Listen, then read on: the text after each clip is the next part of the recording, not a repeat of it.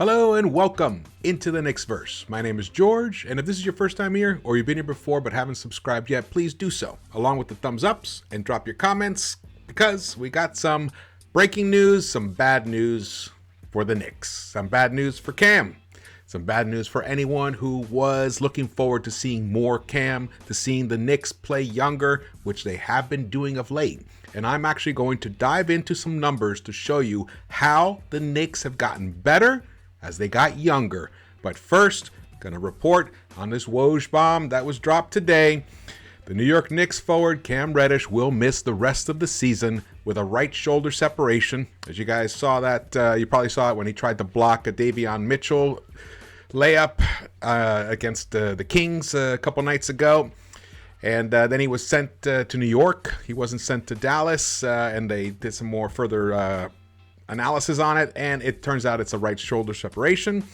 As sources tell ESPN, Reddish's recovery timeline is expected to be in the 6-week range. So he'll be clear for a full summer of work ahead of the 2022-23 season, but he won't be available to play for the rest of the regular season for the Knicks, which blows, really.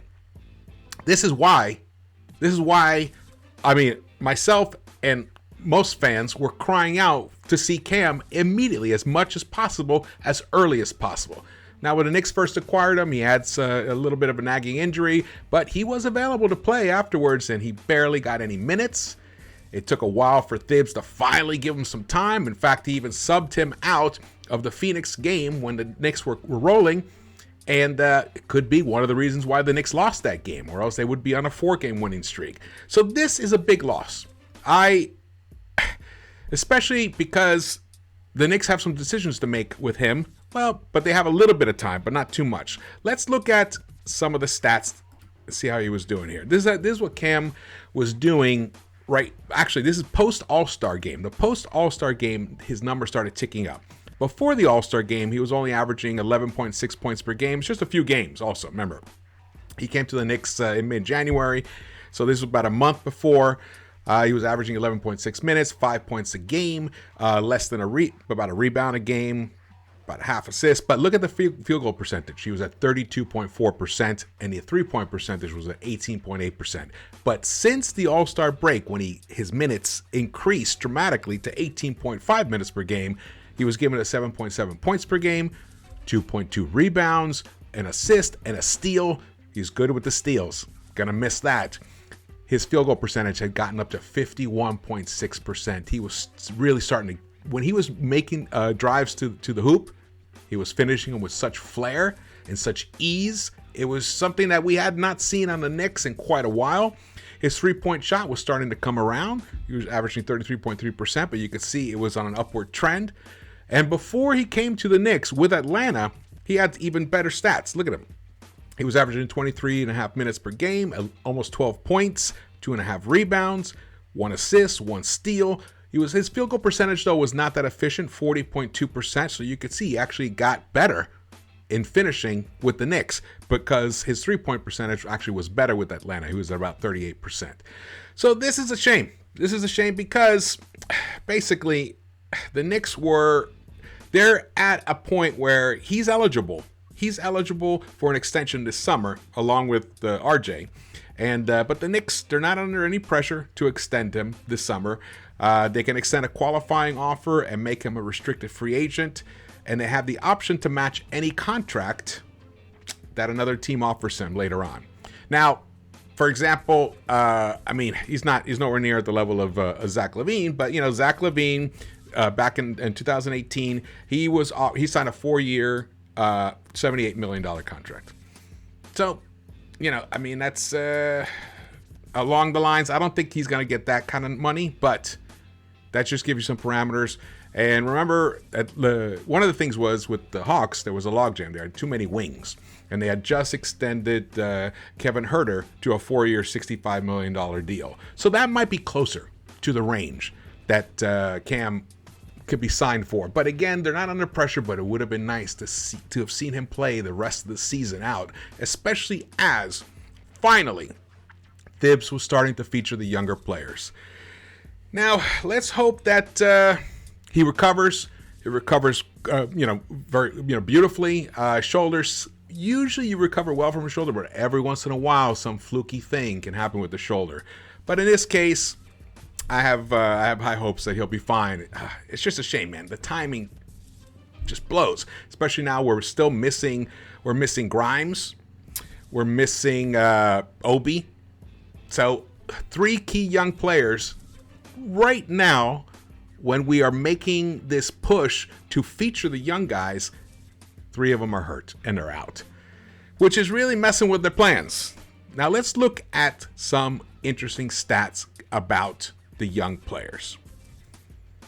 So this is all the players that played, I think, more than 4 games. I think that was the cutoff here, from when Derrick Rose got hurt all the way up to the All-Star break, which was about 30 games or so. And as you can see here, the majority, this is actually filtered by minutes. So Randall was averaging the most minutes per game, 36.1. RJ second, 34.9. Fournier at 30.9. Burks 27. Kemba 26.7 games on 19 games that he played.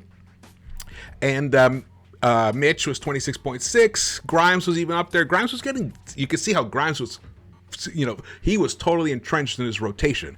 And now for sure, we need him back as soon as possible. We heard yesterday about 10 days, hopefully. So he should be back. He should be able to play at least 10 games before the season ends, maybe more. Actually, I haven't figured out the exact amount of games, but he should be able to get some significant burn for the rest of the season.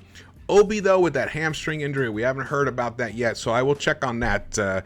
We need to hear something about it. He's been out for a little bit of a while. So you can see here, quickly was at 20.6 minutes per game.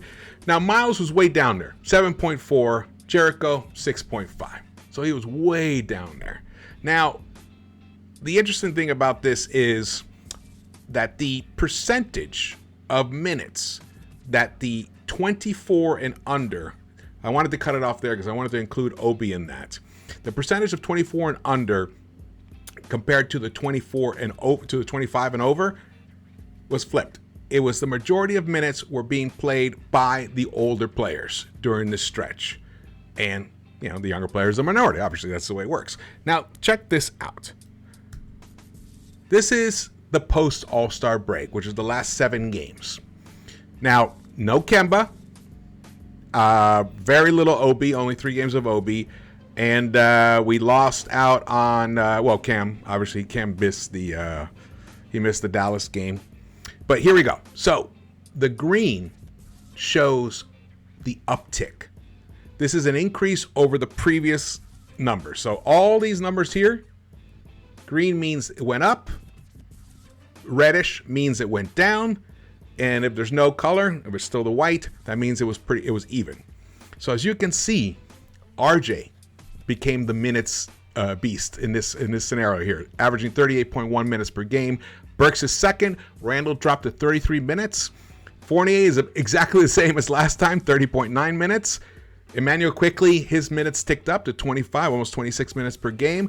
Mitch has dropped a little bit, but that was partly, I think, because he played that one game and he went out after 2 minutes or so, just a few minutes, and he had the stomach ache. So that impacted his minutes per game average. Taj, his increase, obviously, because, we needed him to play. And then Nerlens was out. Remember, Nerlens played in 10 games before. So here we go. So then we got Cam Reddish. His minutes went up. Obi's minutes went slightly up, just barely, but they were almost even, but they did tick up. But Jericho's went from 6.5 minutes to 13.8 minutes, and Miles went from 7.4 minutes to almost 12 minutes per game. But see the points for Jericho and Miles? Just 1.7 for each. But look at the offensive ratings and the defensive ratings, and look at the net rating. Look at Miles McBride's net rating right there, a 36.9 points net rating increase. That's incredible. Not increase, but that's what his net rating is. Before it was he was a 12.5, which is excellent, 12.5. But look at this, 86.2 defensive rating right there, which is fabulous. Him and Quickly together, the backcourt of Quickly and Deuce have been outstanding defensively, and they've actually made all the other players better offensively on the court. I mean, themselves as well, even though the points, Quickly's points though, they jumped to 15.6 from, he was averaging only 8.5, so it almost doubled. His minutes output, his points output almost doubled right there. Now what's interesting is, look at the minutes down below, the 24 and under, 145.1 minutes they played total. The 25 and older, 116.9. Look at the percentages. It ticked up. The percentages increased. It flipped. It was reversed before. 55.4% of the minutes are now going to 24 and under players. And that includes Obi, because I count Obi as a younger player. It's only his second season.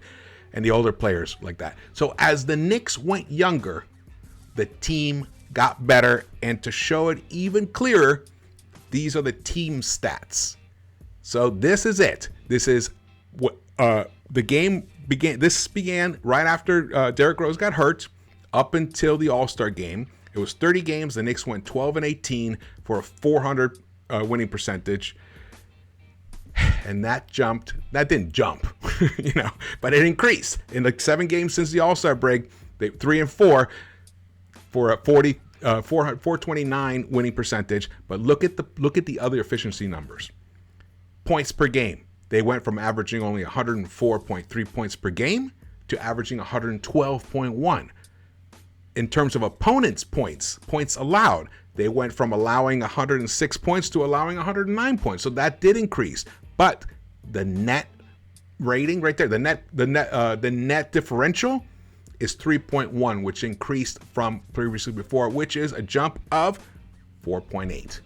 A 4.8, almost a 5-point jump in points since the Knicks went younger. And then it's also verified by the ratings. This, which is, possessions per 100, from 107.9 to 112.6, from 110 defensive rating to, that actually did drop to a 109.5, because also this included a couple of overtime games, I believe. So the net rating of a 3.2.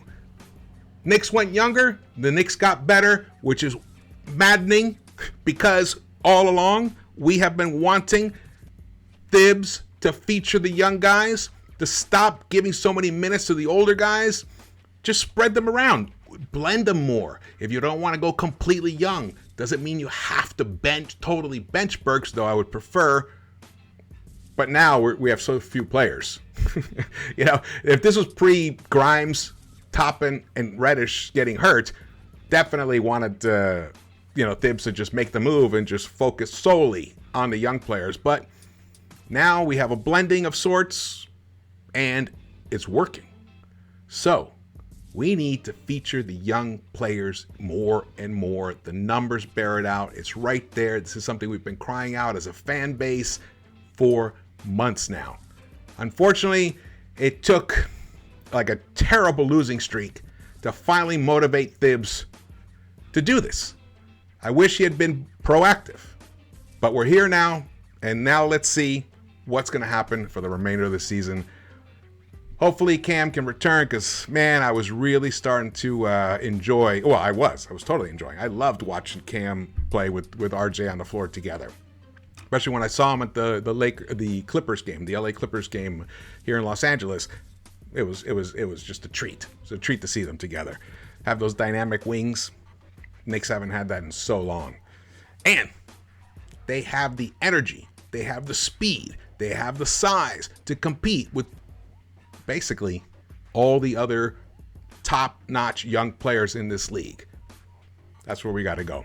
All right. Well, unfortunately, this is some bad news, but there was some good news underlining it, which is that Thibs has finally been forced to embrace the youth movement, and it's starting to pay off. Hopefully, he keeps going in that direction. All righty. Well, thank you so much for watching this.